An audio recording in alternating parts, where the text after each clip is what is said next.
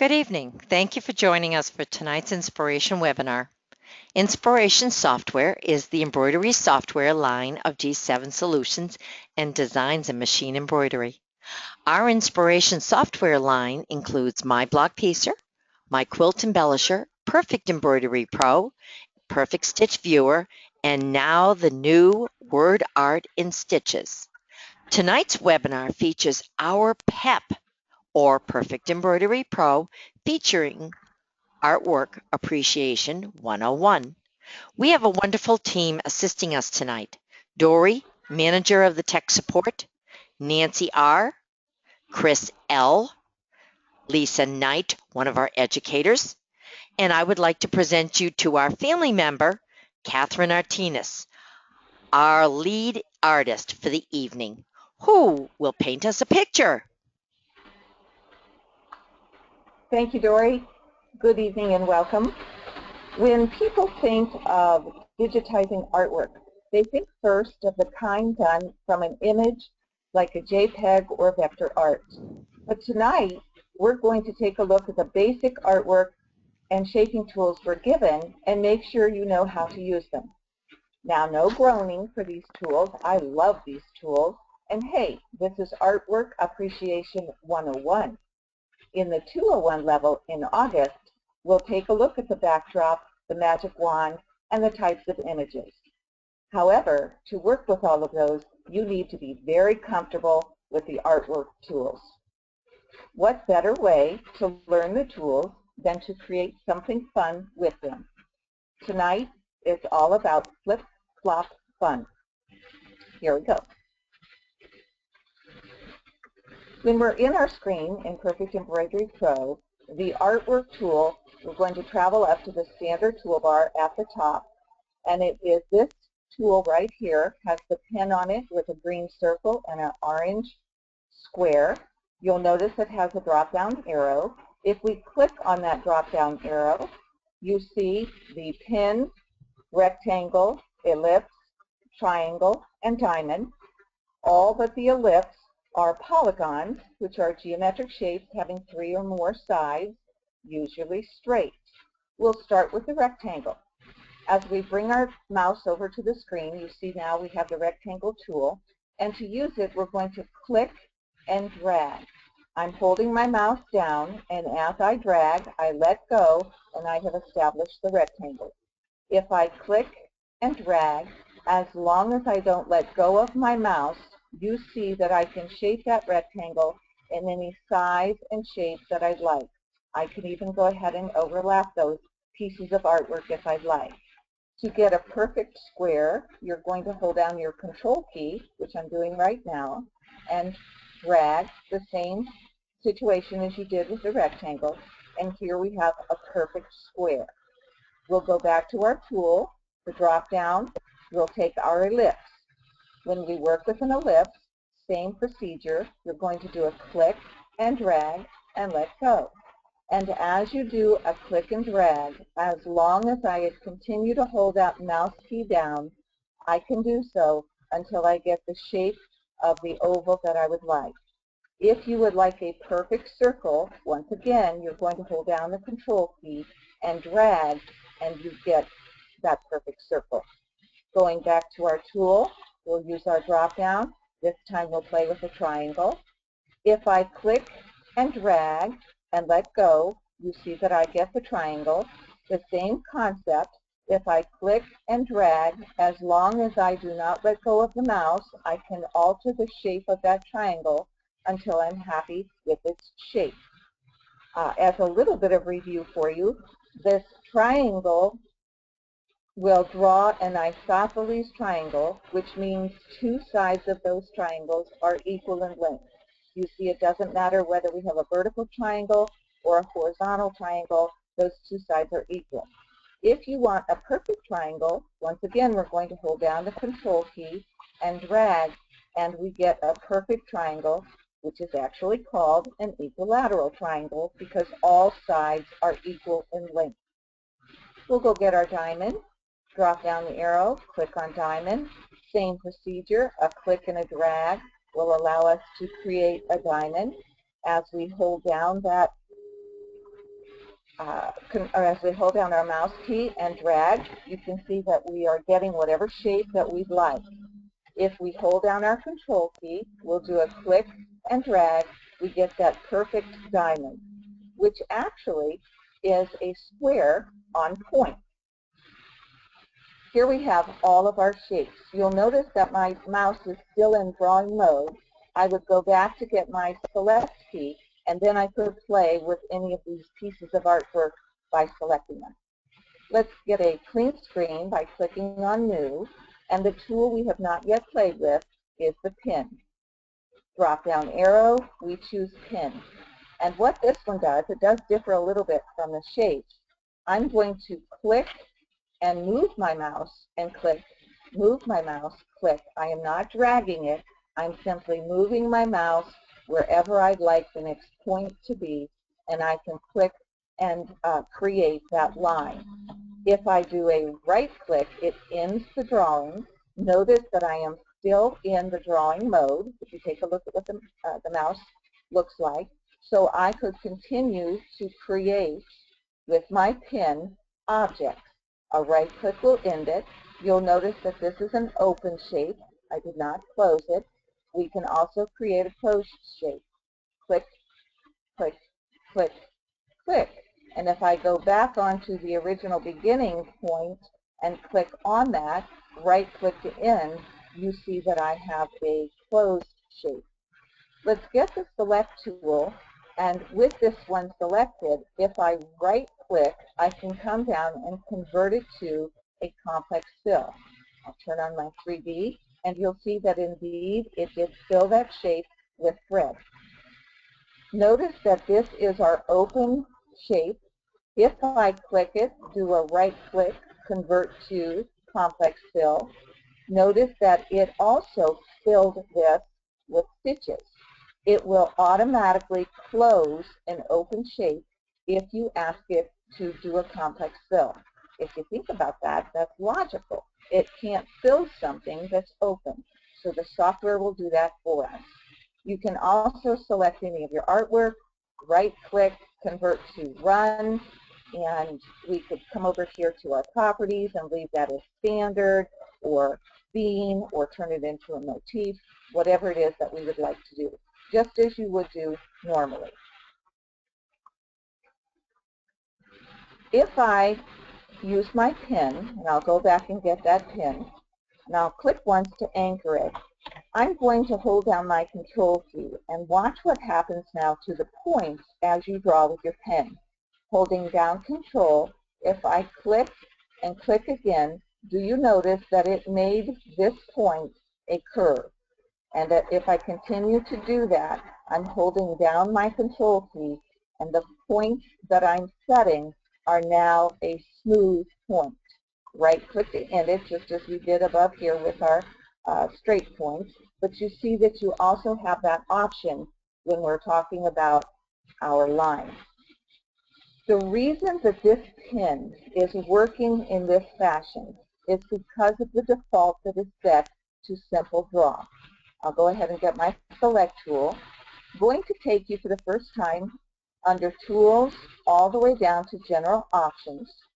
You see that we have a number of options on the side. We're going to choose digitizing. This first option right here, outline input mode, is set by default to simple draw.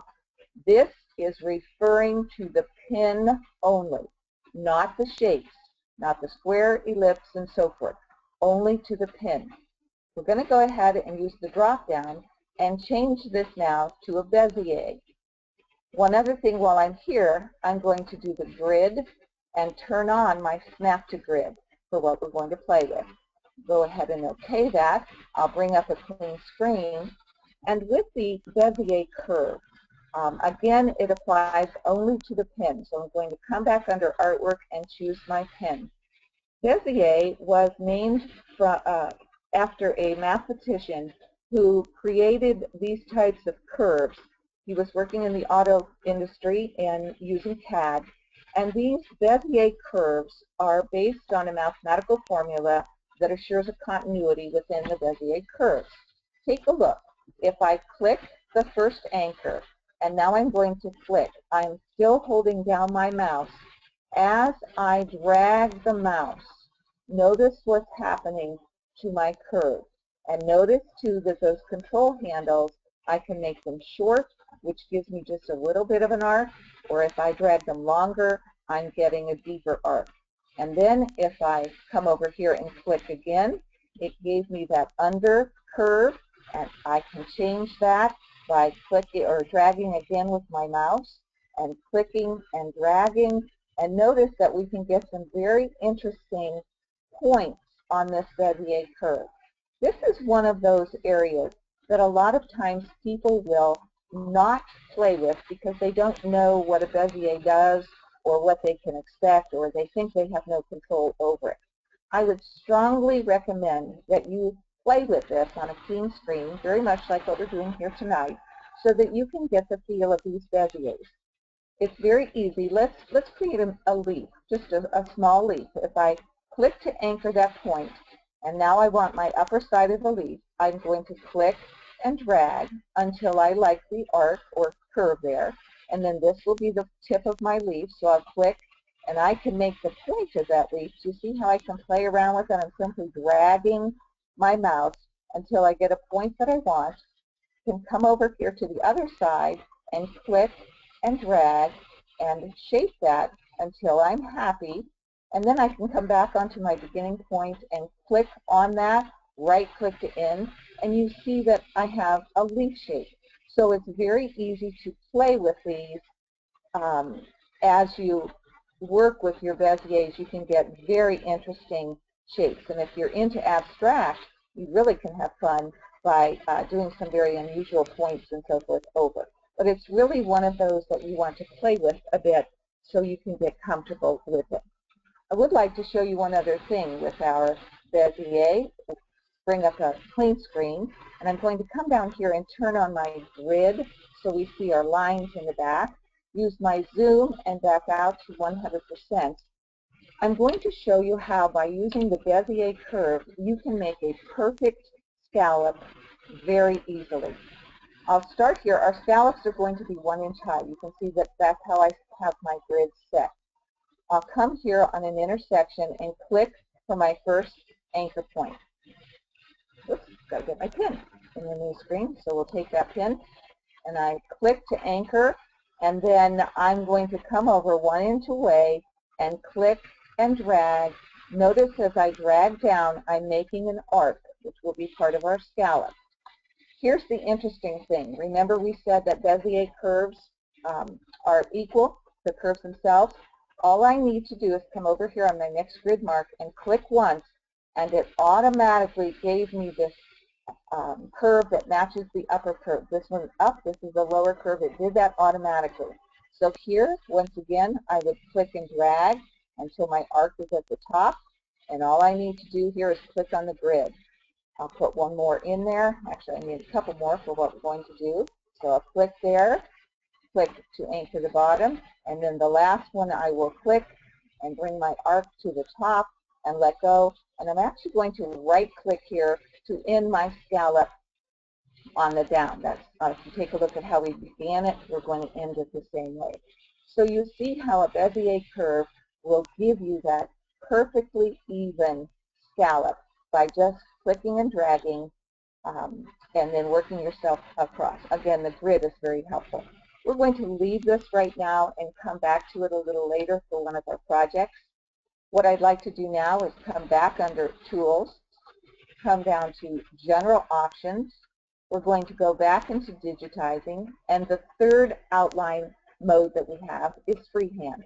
I'll click on that to select it. While I'm here, I'm going to go under Grid and turn off my Snap to Grid. OK that. Come into a clean screen. Turn off my grid. Go get my pen. And Freehand does exactly how it sounds. You're going to be able to doodle. So you see what our mouse looks like. I'm just clicking and dragging. And I can draw however I would like. As long as I keep my mouse down, I can continue to draw in any shape or form that I'd like. A right click will end it. If you're a spiral person, I love spirals. If I have to doodle, if I'm on the phone with somebody and I'm going to doodle, it's going to be some kind of spiral, whether it is a round spiral or a square spiral. But you see that now you can have some fun with creating your own shapes in your stitching, whether it be convert to run or steal or whatever. The next thing I want to show you with our freehand, I'm going to get the aid of the guidelines. If you've been with me before, you know that I like these. All we need to do is go up into the top ruler, and I'm going to click within that ruler and drag down a guideline. I'll move down a little bit so you can see me. And here, change my color by right-clicking, we're going to do a signature. So I'll start with my lettering. I'm going to right-click because that's the first line of the K, and then I'll come here and maybe be somewhat fancy. And this one might be a little tough, but I have practiced, but that doesn't mean I'm going to be perfect tonight. I don't have to worry about being perfect because with any of our artwork, we can always go in and edit the points. I'll cross my T, let go, and if I really wanted to put a circle on my eye, I probably would come up, get my ellipse, and draw a little ellipse for the eye dot. I'll get my select key, and we now have a signature. This is kind of fun if you want to play with your freehand drawing to do your signature. Those of you that like to put labels on the projects that you create, I know quilt labels is a big thing. You could actually sign your name. We could then select all of that. I'll come over here and just select the whole color. Right-click, convert to, run, and if I want to make that a bean, turn on our 3D. There would be some editing that I'd probably do on some of these points, but for right now, you see that that would be a very fun thing to add to the back of your project. We will excuse me, bring up a clean screen. And Dory, I'm going to ask if there's any questions at this moment while I try to clear my throat. Okay, well, we've got a couple questions for you. And one of them is from Elaine. She wants to know, can we get some information about that Snap to Grid does a little bit more? We can. Snap to Grid does exactly what you think it might. Let's see what design that was in. First, I'm going to go back under Tools, General Options, change my freehand back to Simple Draw, and OK that. And when you are drawing and you have Snap to Grid on, and while I was there, I forgot I turn it off. We turn it on right here. It means that when you get close to a line, you see how when I let go over here, it automatically snapped to my grid line. So if I click here and then click, see how that wants to put it right at that intersection, even though I'm bringing it farther? Oh. That's what Snap to Grid does. Do you see? Look what I'm doing with my mouse, and it jumps to go to that point. If you are someone who likes that linear, if you like your points in a linear fashion, then you might very much enjoy this Snap to Grid. I'm somebody who doesn't use that very often because I like to place my points where I think I want them, not necessarily to have them be straight to the grid line. Got it. Okay, does that make sense? Thank you. Sure. Yeah. Okay, look, I'm going to go back then to our screen here where we were playing with all of our shapes, because the other side of using any of the artwork tools, not only to draw your shapes, but at some point we need to go in and edit those shapes. In our April webinar, we talked about our editing points. Some people call them nodes. If you want, you certainly could go back to that April webinar and review that. We're going to play with them again this evening. We have learned that our shape tool, I'm going to select an object, our shape tool, the second one down on the side toolbar, which is called the toolbox, the shape tool and the points really are our go-to features for any design manipulation that we want to do. And regardless of the tool that we use to create the artwork, we did a triangle here, we did an ellipse here, we did a diamond, we did a square. Regardless of what shape or tool you use to create it, the points are going to work the same way. Now, something else to notice. Remember, all of this is artwork. So at the moment, because it's still artwork, we only see our blue points. You may remember before we have seen red and green to indicate the beginning and ending start-stop positioning of our stitching. You may remember the yellow angle lines. But when we have artwork, the only things that we see are our blue squares, our blue points.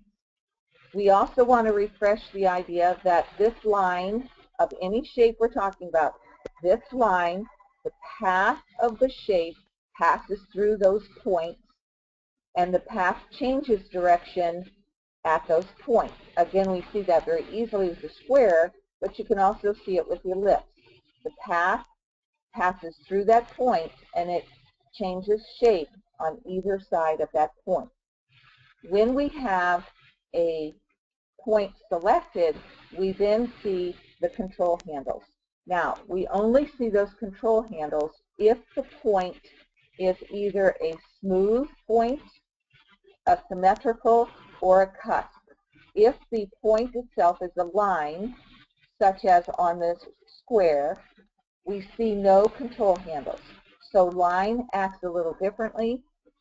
We still can pick up that point and we can move it wherever we want, and we can reshape that item, but as long as that point is still lined, we will not see any control handles.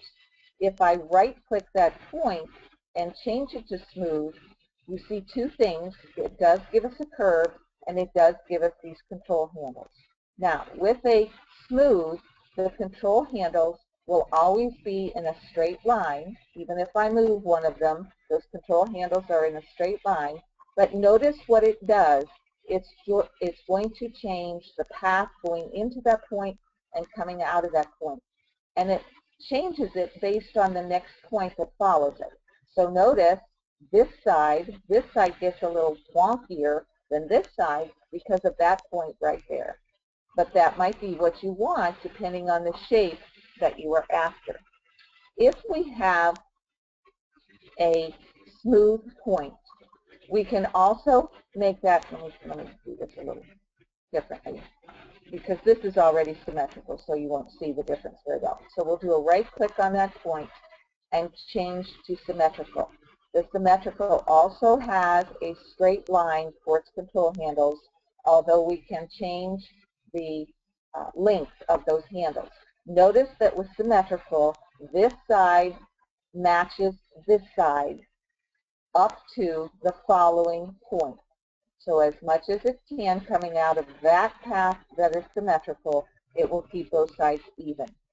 If I right-click and make that a cut, this is the one that's different, because now I can control just one side of that path.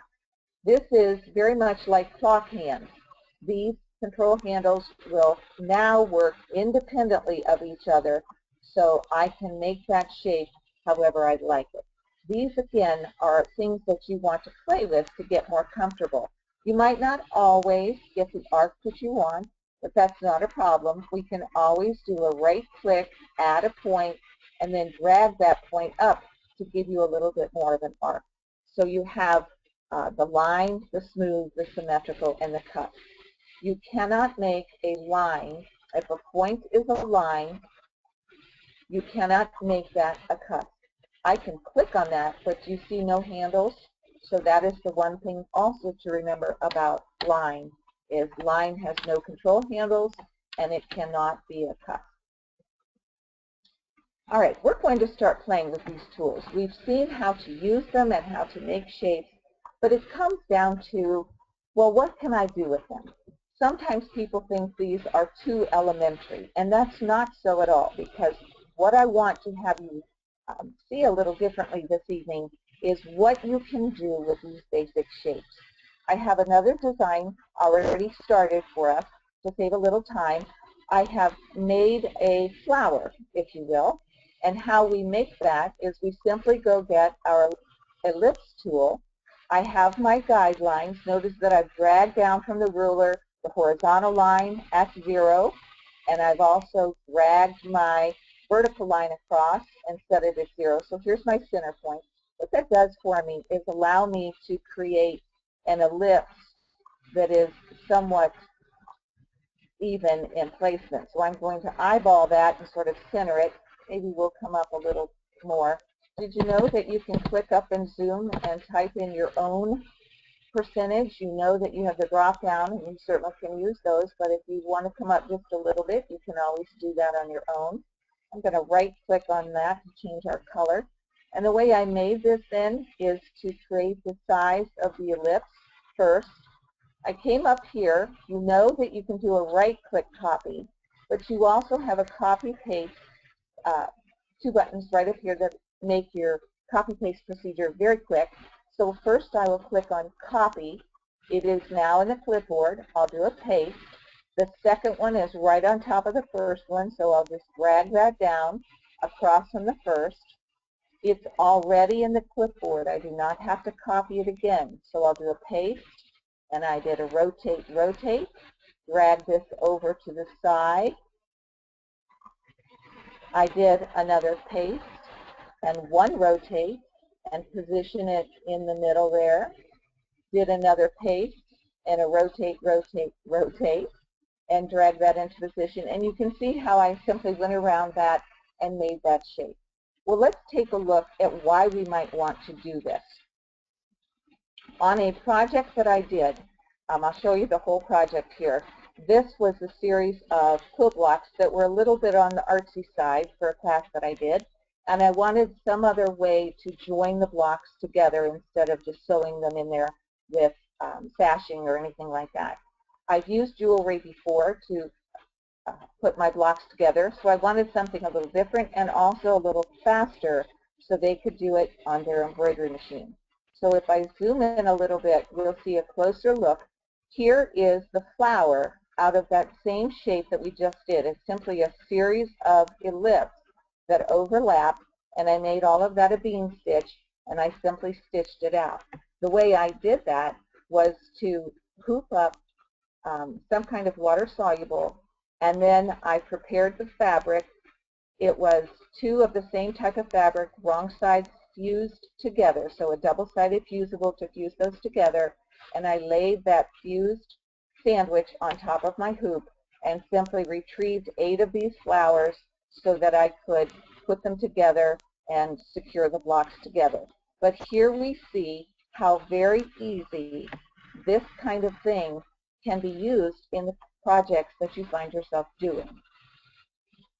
Also, while we have this up, let's review a tool we also played with in April. It was called the Weld tool. These 3 tools right here, these 3 buttons, they're currently faded out because we don't have the proper thing selected. Hold down my Control key, select the second. You must have 2 items selected to be able to use these tools. Not 1, not 3. It can only work with 2. Once I have those 2 chosen, I can do a weld, and it makes 1 object out of the 2. I'll then hold down Control and select this 3rd one and do a weld, and so forth. Control select, weld, and you can see that if you like this look better without all that overlapping stitch, it's very easy to use that very basic ellipse and create our flower and simply weld them together. A little review too of the other types of shaping tools that we have. I will draw 2 rectangles here so you can see where we're going, and then I'll do my ellipse, hold down my Control key, and give myself some circles. I will select those 2 circles so that I can change the color so you can see them. And at this point, I'm going to select both of those, right-click, convert to fill so that you can see these a little better. I have both of those objects selected, and at the moment, this orange thread is overlapping that pink thread. If I put those 2 shapes together and select both of them and come up here and use the trim feature. Look what has happened here with my tools. When I do a trim, it removes the overlap between the two of them. Now you have something that is very similar to that, which is remove overlap, but it works a little different because you can only choose the top area, and it works. It doesn't work on runs and things like that. But this particular shaping tool is very easy to use. Again, you must have two of them selected. With these two selected, I want to draw your attention to the overlap right in here, where these two circles overlap. If we come up here and do the intersect, this is what we're left with. The area that was overlapped is what remains when you do an intersect. The intersect is the opposite of the trim. So a number of fun things that you can do with shapes and so forth when you're working with your artwork and these shaping tools up here. Questions, Dory? Well, we have a couple of them. My friend Cindy wants to know, is there one tool that is better to use when you're creating a design with my own artwork? It depends, Cindy, on what you're doing. You saw here that we have so many shapes and so forth to choose from. You also noticed that when I took that rectangle and made this very odd shape here, but even if we have a shape and we decide we want to alter it, it really doesn't matter what shape you start with, because I actually could make a circle into a square. It's just that it gives us the basic shape to start with. But the ones you're going to work with, once you have your artwork tools chosen, this shape tool right over here on your toolbar is going to be your best friend. I could go back to where we had that. I'm looking for my signature here. On this signature, I could go back into my shape tool and fix up this A. Get rid of my, and I could right-click, edit just the outline, so I'm getting rid of my stops and starts, and I could bring that A back up here, come over here and use my apply, and then I've cleaned that A up a little bit. So no matter what we play with, no matter what shape you're using for your artwork, this shape tool right here, second one down, is going to be your best friend.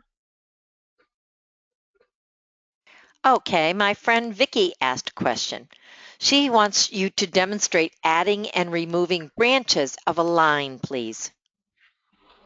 Or segment. Tell me again, removing branches of a tree? Branches of or a line, of a line? Also known as segments of a line. Okay, like we did when we did a split. Yes, ma'am. Select this portion right here, and to review on that, I am once again I have my shape tool selected. So let's say we wanted to remove this area right here. I would right click. I don't even have to be on a point. If I want to right click and do split line, and then come down here, right click, split line. We can't see anything very well because they're all blue, but if I go in now and select this middle portion, I have removed or split that area from my line. We're actually going to be doing that in some of our flip-flop projects. So I'll be able to demonstrate that again for you, Vicki. Excellent. In fact, let's use that artwork tool to create some fun freestanding appliques that will adorn the lowly flip-flop. So this is where we're headed. We're going to start first with the baseball. These might not look like rocket science, but what I wanted to offer you this evening was reasons to use your shape tools. With your artwork and your shaping, you can do whatever it is that you want to do. So we'll begin first with the easy one, the baseball. We'll come into a clean screen. We're going to come up here, choose our artwork, Ellipse. I'm holding down my control key and dragging, not concerned at the moment what size I drag. Once I have it selected, come over here to Properties, Transform, and I know I wanted a 2-inch circle. My aspect ratio is chosen, so that will continue to give me a perfect circle. What I'd like to do right now is to copy paste it. I'm going to come back up to my toolbar, do a copy, go directly to paste, come down here and change the color to number 2, red, and I'm going to slide that second circle off a bit. What I'm looking at right here is this area right in here. I'm deciding where I want this portion of the circle to rest. This is going to be the thread on our baseball, that heavy stitching that you normally see. So that looks good. I might move it over just to here. Now we're going to go into Vicky's question. Once again, we're going to choose our shape, and I want to slice this portion away from my circle. So I will right-click right at that intersection, ask it to split line. I don't care that I get that funny hump. Come down to the intersection, right-click, split line. You see that this part is selected. Let's go ahead and use our select tool. I'm hitting the delete key from my keyboard. I'm left with the portion that's going to represent the heavy stitching on the baseball. Right-click, convert to, run. Come over here, drop-down arrow, and choose motif. Do a drop-down arrow. I know that I want number 129, so we'll click on that. Having played with it, I also know that I want it just a little bit bigger, so I'll apply. We'll turn on our 3D so you can tell if you like that. And then we want to copy, paste, come to our flip horizontal, drag that one over to position on the other side. I'm just making sure my ends touch the circle. So there's the heavy stitching on our baseball. All that's left is to do a right click on our circle. A normal click on our circle, right click, convert to, applique. I like the applique just a little less wide, so I'll come over here to the width and make it a 3. We could be finished, except we have a situation. Let me zoom in so you can see. Do you notice, because of the order that we created these circles and stitching, that our motif is going to stitch over our applique? So this is one of those times where we really want to break apart our applique. If we use our plus sign, we now see the applique, it's one unit. If we select it and right click, you may remember we've talked previously about the breakup path. This is going to break up the applique into the 3 portions: the placement line, the tack down line, and the fancy satin stitch. A word of caution, we cannot undo this. So if you weren't sure what you were doing, you would want to save your design before you do this breakup path. We'll go ahead and click on that. Over here in sequence view, you see that we now have the position and the tack down. I'll just change the color of that so we can isolate it a little easier. And then what I need for this stitching to do, it needs to stitch out after the fabric has been tacked down, but before the satin stitch is done. So I could click on that satin stitch, come up here to my toolbar, and ask it to move to front. So that means it will be the last thing that stitches out. Now if we get a little closer, you can see that that red stitching will stitch out under our blue. We have our next project here with Jurassic World being the hit summer movie. I'm sure the little boys on your gift list would love these dinosaur footprint additions to their sandals, and I've given you the steps on how I created them. We started with one oval, so we'll go ahead and get our ellipse, and I simply dragged until I thought it was long enough and wide enough, so it was quite narrow. I'm going to get my select key and do a right click on my color orange just so it's a different color from the others. And all we did here to get the shape of that toenail, once again, we're going into our shape tool, and I simply added 3 points going down the top. So I'm doing a right click, add point, right click, add point, right click, add point, and a third one. Okay. Then I sort of brought this out a little bit, made that an indent, brought that out a bit, and maybe I moved this one up so that I could have more of a hump on the nail, and then maybe a little bit out and so forth. So you can play with that. And then I did go into the very top one and make that a line. So it gave me more of a nail type of thing. Please don't let me hear anybody out there say, but I can't draw. This is not drawing. You saw that I started with an ellipse and then just played around with the shape. Truly, if you want to take a look at what a dinosaur footprint is, you could Google images of that, get an idea in your head on the look of it, and then just play. Certainly because these are for children, they're not going to be that critical of what you've done. So it's really just to have a good time. At this point, it's simply a copy-paste twice so that we have these three positions. I also flipped this one. I used the flip horizontal so that the positions are going into the center one. And then at that point, I selected one of them, held down Control and another, and came up to that weld. You remember that it makes that into one unit. I did a Control Select and weld, and you see that then becomes this step right here. They go from 2 to 3. And then the last thing is a right click, convert to applique, and you are finished. Very easy to do that dinosaur. I also have another one started for us so you can see how it's done. We began with a about a 2 3/4 inch circle, copy pasted, made that inner circle smaller to about a 2 1/4. And to get this look right here, I did a right click, convert to steel, came over here to the properties. I changed the density. I bumped it up to a 2 and applied it. And then the other thing I did, some of you might remember, I very much like this under column, this jagged type. So we went under there and chose both sides, and I really bumped up that value to a 6. And that's how I got that sort of electric look to the inner circle. And then if you want to, you can make that even smaller. The next step is to make the lightning bolt for our action hero. I'll show you how easy that is. We drop down and choose our pen, and it's simply a matter of drawing a zigzag. So a click, move down, click, move over, click, move down, click, over, just over and up, maybe just a little bit.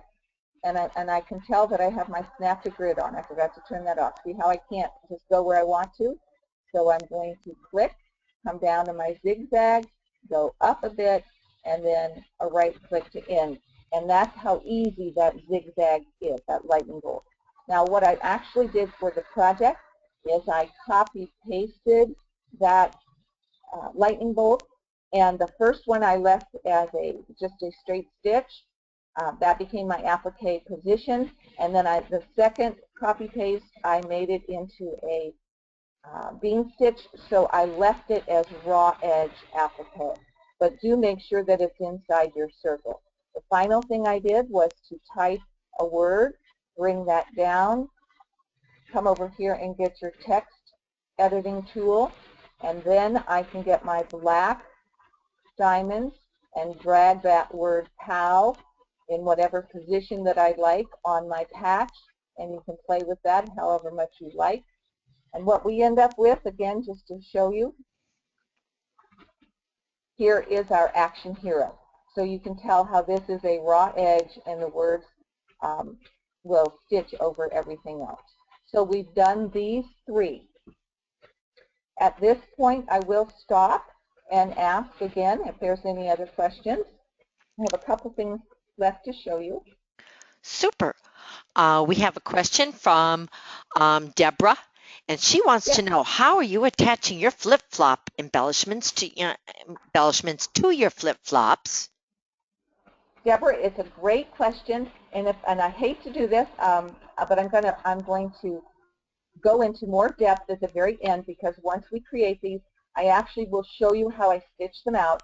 But the quick answer to that question is you need a strong glue such as your E6000 or Goop, the hot glue gun not going to work very well because the glue does not adhere to the rubber. So you need a little stronger type of glue. Okay, and we do have a question from Evelyn, and she wants to know, can you change where the design starts and stops stitching when you draw? It depends on your shape. If you're talking about a shape, if you just noticed what I did, Yes. if I click and drag, I'm now dragging down, but I could also go above and I could drag that design upwards.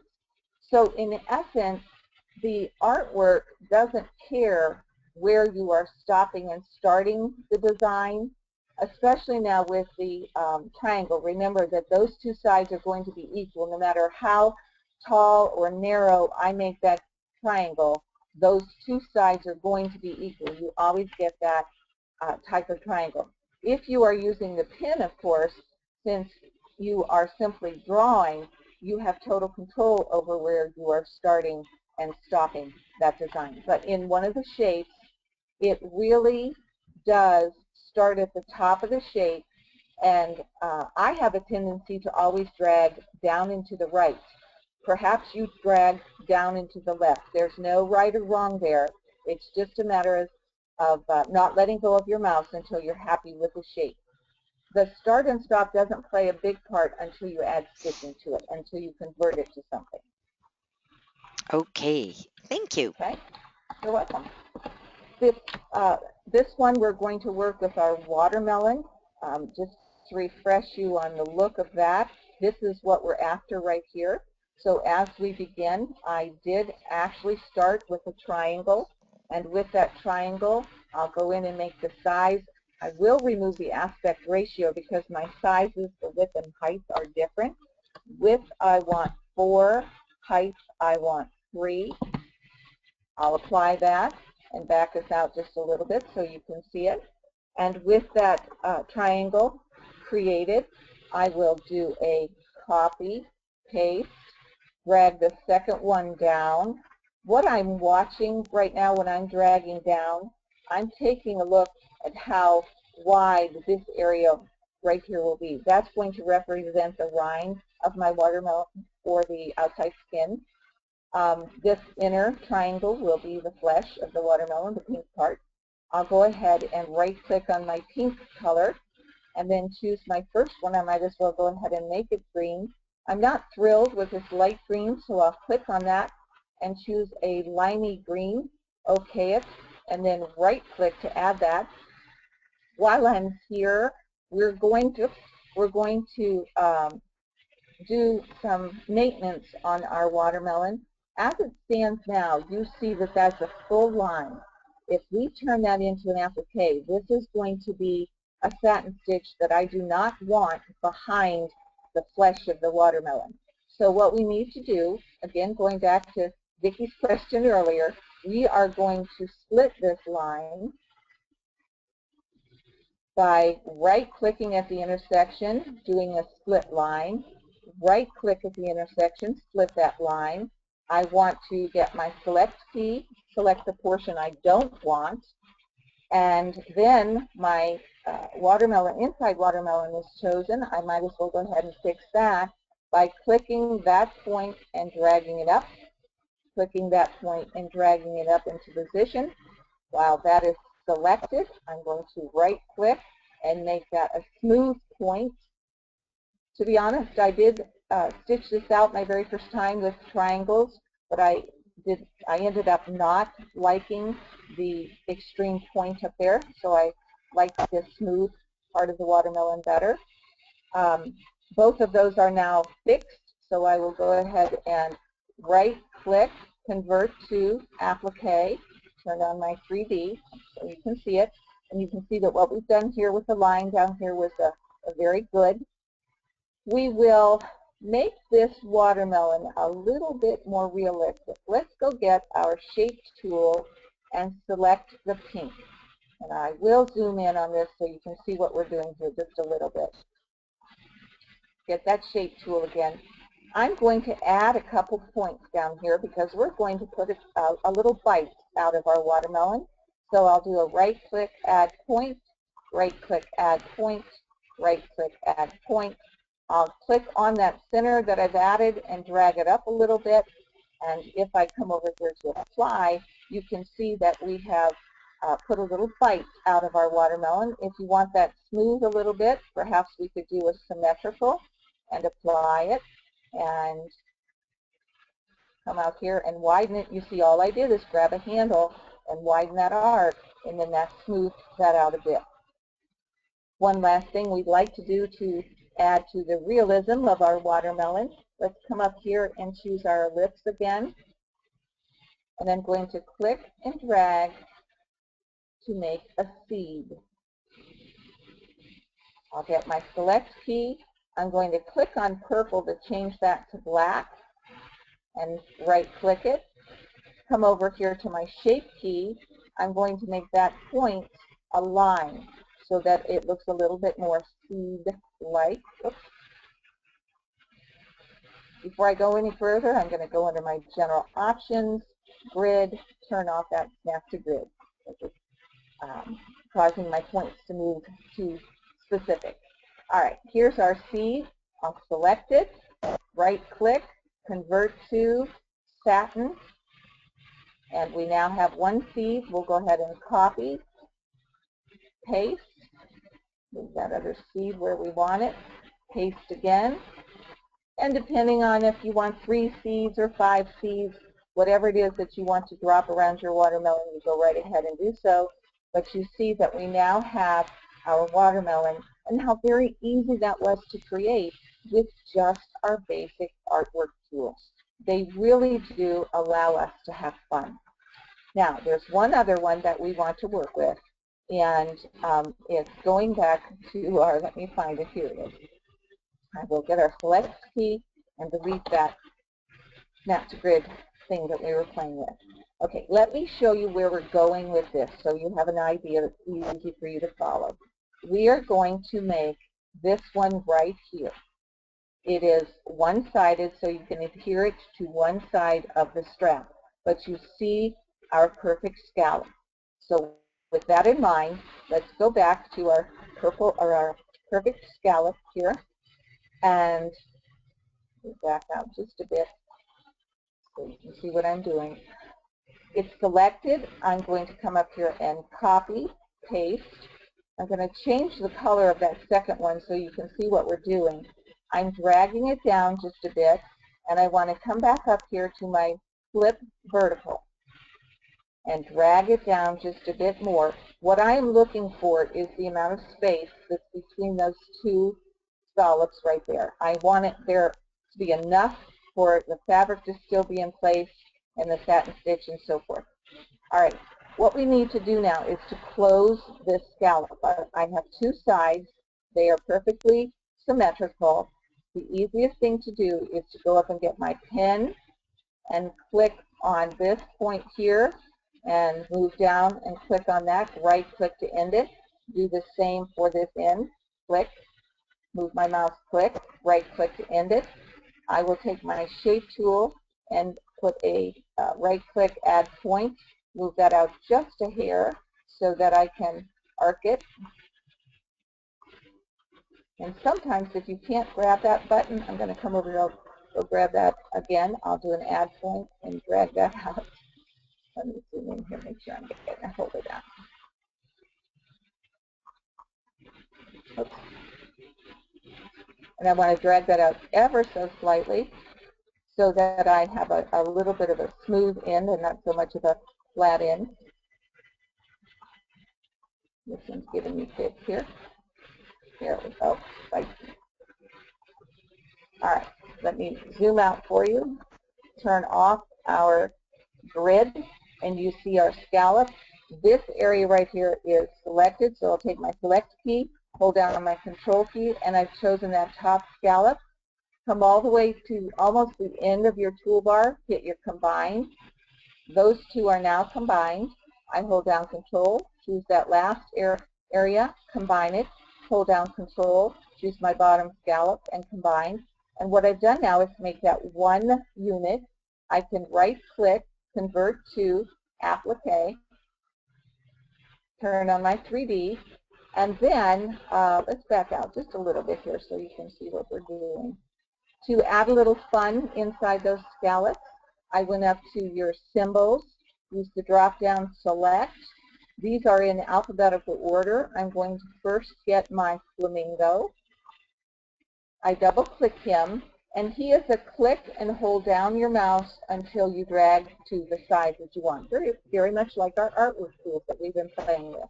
We'll do a select again because these are in alpha order. I'm going to pick up my lips, double-click.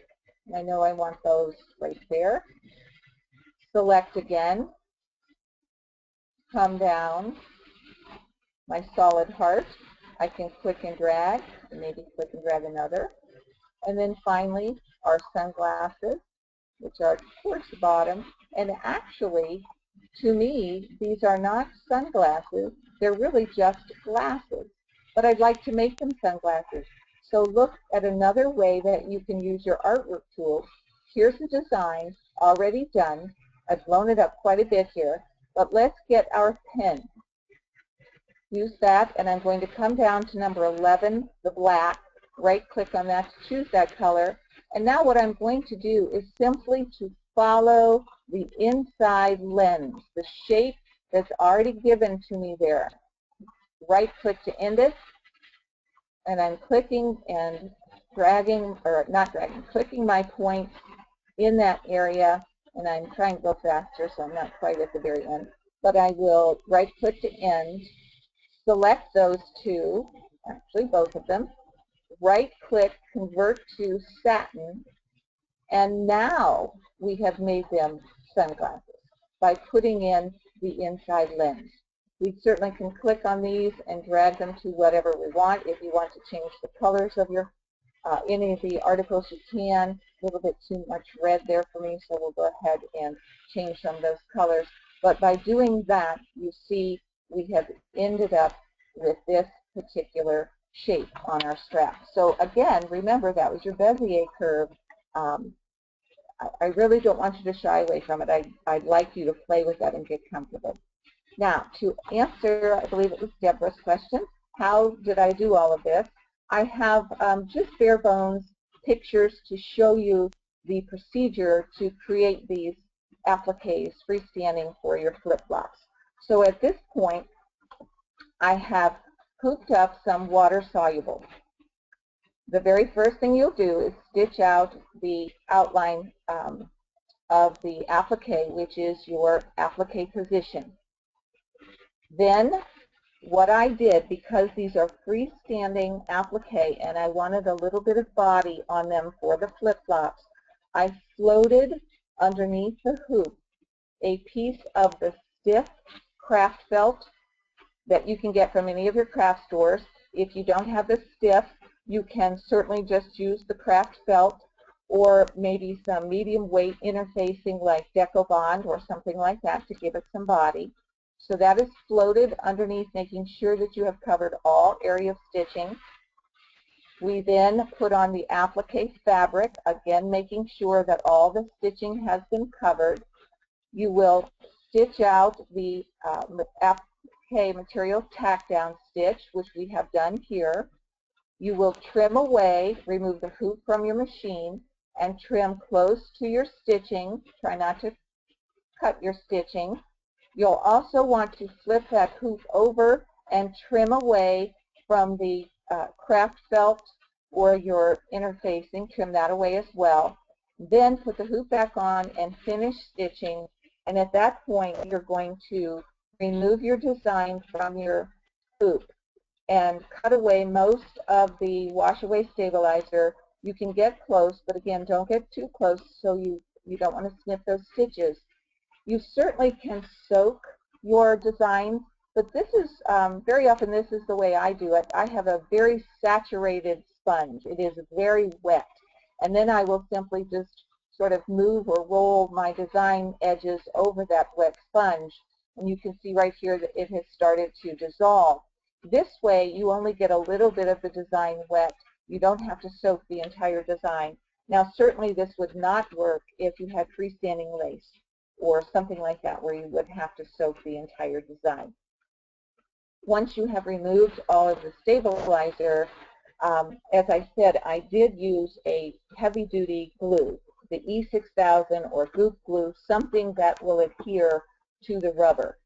Otherwise, in a hot glue situation, they're going to fall off at the first playtime. Okay, we'll stop there then. Dory, are there any other questions that I can answer? No, you took care of it. I want you to know a lot of the folks really liked this particular webinar. This was a good one, Good. filled with Good. projects. Well, Thank you these so designs much. really, these designs are from me to you all. I've showed you how easy it is that you can create them yourself using the basic artwork and shaping tools. And I do thank you for joining me this evening. Now go create something fun in your Embroidery Pro software. Good night. Good night.